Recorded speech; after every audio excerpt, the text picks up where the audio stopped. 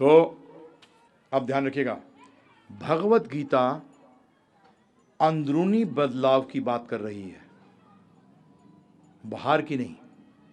क्योंकि बाहर से अर्जुन क्षत्रिय था और क्षत्रिय ही रहा। भगवत गीता अंदरूनी बदलाव की बात कर रही है। इसीलिए हम कहते हैं सृष्टि मत बदलो, दृष्टि बदलो। सृष्टि नहीं बदलो, क्या बदलो? दृष्टि बदलो। और दृष्टि किससे बदलती है? ज्ञान से। जैसे कि जब व्यक्ति 12वीं क्लास में होता है, वो मेडिकल साइंस के बारे में जानता, बट जो एमबीबीएस करके निकलता है प्रभु जी, तो उसकी दृष्टि बदल जाती है प्रभु जी। जब वो एमबीबीएस करके निकलता है, दृष्टि बदली कि ज्ञान बदला? ज्ञान ऐड हो गया, जिससे कि दृष्टि बदल गई। वो ही व्यक्ति मरीज है, परंतु जब उसने एमबीबीएस नहीं करी है, उसको मरीज नहीं समझ आ रहा वो, परंतु एमबीबीएस कर ली, उसके बाद क्या समझ आ रहा है प्रभु जी? कि वो मरीज है। तो इसीलिए ये अंदरूनी ज्ञान लेकर आपकी सृष्टि बदल नहीं सकते प्रभु जी। सृष्टि बदलने की कोशिश मत करना, क्योंकि असुर लोग सृष्टि बदलने की कोशिश करते हैं, दृष्टि बदलने की कोशिश नहीं करते। असुर का स्वभाव है कि वो सृष्टि बदलने की कोशिश करता है, दृष्टि बदलने की कोशिश नहीं करता। और भक्त सृष्टि बदलने की कोशिश नहीं करता, दृष्टि बदलने की कोशिश करता है। अरे हम जैसे हैं वैसे तो रहेंगे। अब आप सोचो कि भैया मैं ये ज्ञान ले लूंगा तो मेरा कॉस्मेटिक सर्जरी हो जाएगी। मूर्खता है, नहीं होगी। आप जैसे थे वैसे ही होगे, परंतु अंदर से पूरा चेंज आ गया। और जिसने अंदर का चेंज आ गया। और दूसरी चीज ध्यान रखिएगा, यहां युद्ध भी बाहर का नहीं है, अंदर का है। अर्जुन अंदर का युद्ध हार चुका था। अर्जुन अंदर का युद्ध हार चुका था। गीता पढ़ने के बाद अब अंदर से जीत जाओगे, और जो अंदर से जीत गया बाहर से तो जीत ही जाएगा। आज मेरा एक स्टूडेंट बैठा हुआ था, आकाश कहाँ गया, वो बैठा हुआ था मेरे साथ, मेरे से बात कर रहा था। तो मैंने उससे यही कहा, मैंने कहा ध्यान रखना कि इंटरव्यू में लोग घबराते हैं। स्टूडेंट्स को बताता हूँ मैं कई बार कि इंटरव्यू में घबराते हैं, क्या होगा क्या होगा। और मैंने कहा जो इंटरव्यू 5 इंटरव्यू में फेल हो जाता है ना जो स्टूडेंट, वो 6ठा इंटरव्यू बहुत बढ़िया देता है। क्यों? अबे यार 5 बार तो फेल हो गए, पूछ ले क्या पूछना, चल। हाँ पास होंगे, फेल हो गए तो प्रैक्टिस हो गई। उसका मतलब अंदर का युद्ध वो जीत गया है। वो अंदर पर तो जूते खा के जीता। भगवान कहते क्यों जूते खा के जीतता है प्रभु जी? पहले जीत जा। तो गीता आपको कहां शक्ति देगी? अंदर, अंदरूनी शक्ति देगी आपको अंदर का युद्ध जिता देगी। तो इसीलिए ये चीज आप समझिए। भगवत गीता पे शुरू कर दी है मैंने। भगवत गीता के अंदर 5 तत्वों की बात है। क्या कहते हैं उसको? 5 सत्य। कोई भी ज्ञान इस 5 सत्य से बाहर नहीं है। ध्यानपूर्वक सुनिए वो 5 क्या है।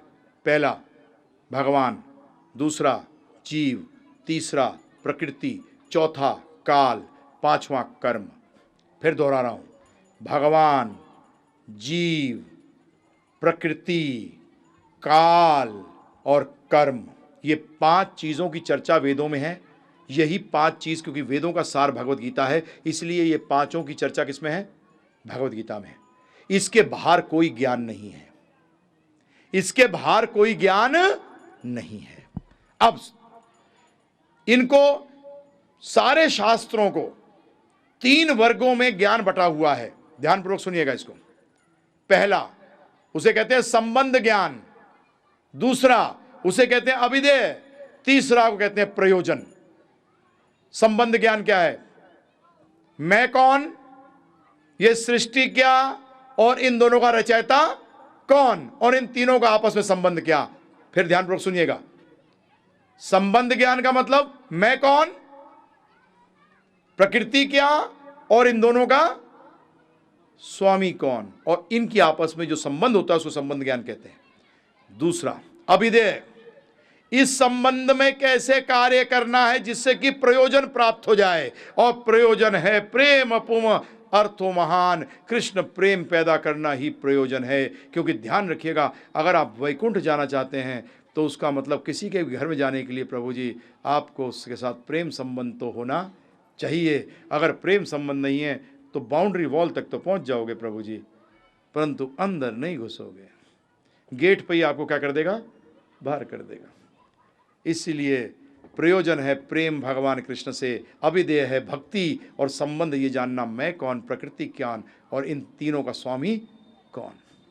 ये 5 चीज़ों के बारे में चर्चा करेंगे। समाप्त करने से पहले ज़्यादातर लोग क्या मांगते हैं, क्योंकि मैं अब चर्चा करने वाला हूँ जीव, भगवान, प्रकृति, काल और कर्म पे। तो पहले तो जो पॉइंट होंगे ना, जीव और भगवान, इस पे ज़्यादातर लोग बताऊं क्या बात करेंगे, अरे प्रभु जी प्रूफ दो, प्रूफ, सबूत, जो देखो सबूत मांगता है। चलिए सबूत पे बात कर लेते हैं 2 मिनट। अगर कोई नोबेल प्राइज जिसने फिजिक्स में जीता हो प्रभु जी, चलो फिजिक्स भी छोड़ो, मैथमेटिक्स में, हिंदी में क्या कहते हैं मैथमेटिक्स को, गणित, गणित, हाँ जी, बस बस, थैंक यू, और नहीं, और नहीं, ध्यानपूर्वक सुनिए। गणित का वर्ल्ड का टॉप प्रोफेसर आता है यहां और नोबेल प्राइज विनर है, और वो एक बड़े से बोर्ड के ऊपर हमें एक गणित की जो नोबेल प्राइज जिसमें उसको मिला है उसकी इक्वेशन बताता है। हम और आप क्या करेंगे, कैसे बैठे होंगे बताएं, है ना?